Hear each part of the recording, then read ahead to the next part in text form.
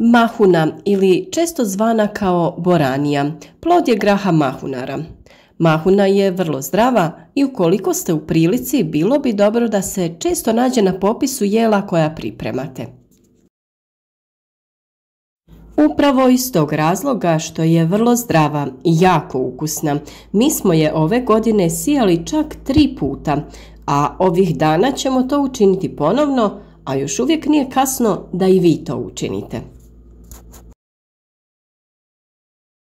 U današnjem videu ćemo govoriti o uzgoju mahune ili boranije, uslovima koji su za to potrebni i kako da ju imate dostupnu kroz cijelu sezonu. A za početak samo želim pozvati sve vas koji ste možda novi na našem kanalu da zapratite naš kanal i da podržite naš rad. Razgledajte i vidite kakve sve savjete nudimo, koliko tema smo do sada obradili i vjerujem da ćete pronaći nešto korisno. A kada se radi o mahuni, postoji nekoliko sorti. Neke sorte su dobre za konzumaciju sa stapkama, kod nekih se vadi i kuha samo zrnje, dok su druge bolje za sušenje zrna koje se kasnije koristi za kuhanje. Sorte mahuna razlikujemo i po obliku.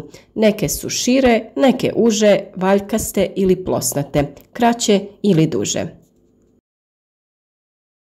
A kada je u pitanju boja, razlikujemo mahune tamnije ili svjetlije zelene boje, zelene sa crvenim ili ljubičastim mrljama, svjetlo-žute mahune i sl. A kada se spomene uzgoj mahuna, kod nas se prvo pomisli na mlade zelene mahune, iako se dosta često konzumiraju i druge vrste. Sama mahuna ili grah mahunar pripada porodici mahunarki i iz istog je roda kao i grah, samo što pripadaju različitim sortama. Za mahune se uzgajaju sorte od kojih se u poluzrelom stanju dobiju jestive sočne mahune sa poluzrelim zrnjem. A grah i mahune se zbog svojih nutrijenata smatraju jednim od najvećih i najvrijednijih izvora biljnih proteina u ljudskoj prehrani. Najpoznatije mahunarke su grašak, grah, bob, leća, slanutak, kikiriki, badem, rogač, soja, pa čak i djetelina i piskavica, a razlikujemo niske i visoke sorte mahuna. Mi smo ove godine uzgajali i nisku i visoku sortu. Stabljike mahuna mogu narasti od 60 pa do 130 cm u visinu, ovisno o sorti koja se uzgaja. Cvjetovi mahune najčešće su ljubičasti ili bijeli, a karakteristike mahune i ploda u njoj također se razlikuju ovisno o sorti. Mahunarke imaju vretenast, vrlo razgranat korijen prepun sitnih korijenovih dlačica.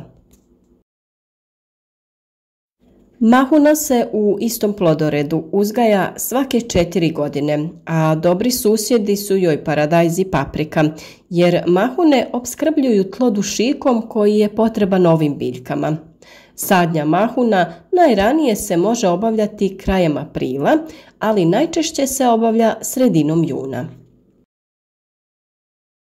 Sa pripremom tla započinje se u jesen, a obavlja se oranje na dubini od 30 cm. Za uzgoj mahuna idealna su rahla i mrvičasta tla, pH vrijednosti između 6,5 i 7,5.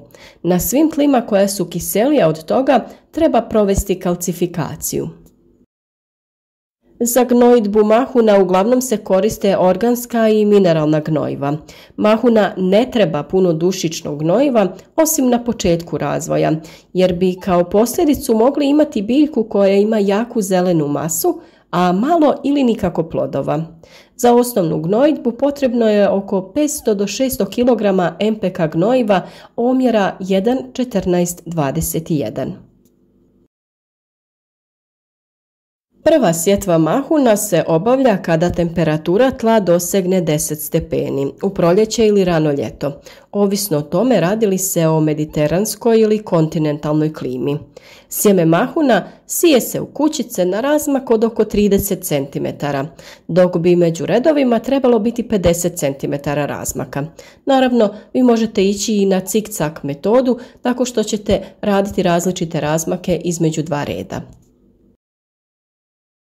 Dubina sjetve je 5 cm, a u svaku kućicu stavljamo najmanje 2, a najviše 5 zrna.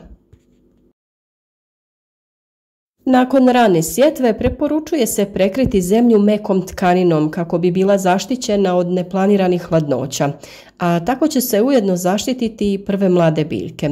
A metoda koju mi najčešće koristimo jeste malčiranje, to jest dodavanje nekog prirodnog materijala. Mi smo ovaj put koristili slamu. Za uspješan uzgoj mahuna potrebno je dosta topline. Optimalna temperatura zraka za vrijeme sjetve jeste između 20 i 23 stepena, a u fazi vegetacije od 18 do 25 stepeni. U vrijeme cvjetanja temperatura ne bi smjela prelaziti 30 stepeni, jer velike vrućine otežavaju oplodnju i zametanje plodova.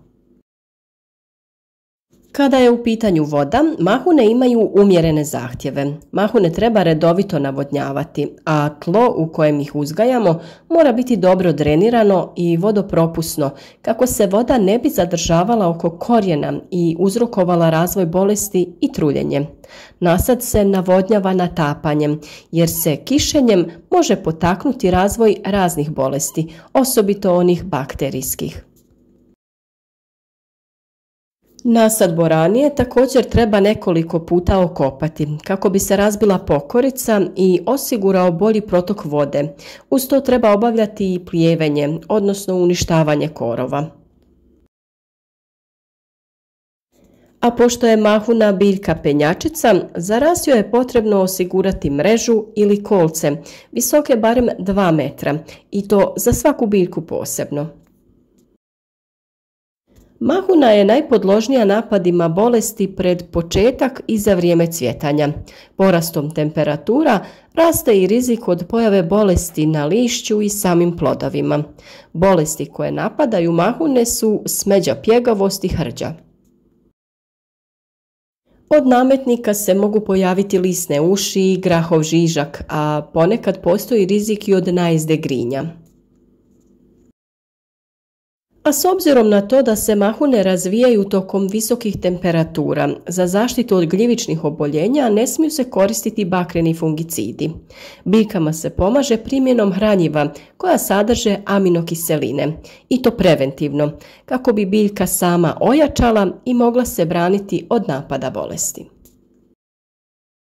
S obzirom da su vrlo visoke temperature, najprikladnije se činilo postaviti malč oko mahuna. Mi smo stavili slamu u jednom tankom sloju i tako smo zadržali vlagu oko biljaka, te su one vrlo brzo napredovale. Ove godine malčiranje je bilo ključno u uzgoju mahuna i upravo zato smo se odvažili da čak 3 puta posijemo ovu biljku. Najbolje su nam se pokazale niske sorte mahuna ove godine jer su one malo otpornije na ove visoke temperature, a što se tiče visokih sorti, one su pustile samo zelenu masu, a cvijet je izostao. Naravno, nedostatak cvjetanja mahuna, to jest boranije, je posebna tema i o tome slijedi video u narednim danima. Ukoliko ste i vi imali taj problem ove godine pri uzgoju visoke boranije, ostanite s nama i pratite videe koje objavljujemo u narednim danima. Jednostavan trik kako bi kroz cijelu sezonu brali svježe mahune, to jest boraniju, jeste da ju sijete u različitim terminima. Mi smo već nakon 20 dana od prve sjetve ponovno posijali boraniju. Vrlo je bitno da joj pružite dovoljno vode, da stavite malč oko biljaka kako bi one neprestano imale izvor vlage, te da ju zaštitite od sunca, ukoliko ste u mogućnosti da posijete boraniju i za neke druge malo višlje biljke ili da postavite neku zasjenu. Na taj način ćete sebi osigurati da vam boranija stalno cvjetaje, jer visoke temperature za to nisu pogodne. Nakon što smo sa prvih biljaka pobrali plodove, ove druge su već krenule sa cvjetanjem. Naravno, još uvijek nije kasno da posijete ponovno sjeme boranije, tako da ćemo mi ovih dana posijati još jedan ciklus. Nakon što smo pobrali 3 ciklusa boranije, nadamo se da će i taj 4. stići prije zahlađenja i mrazeva.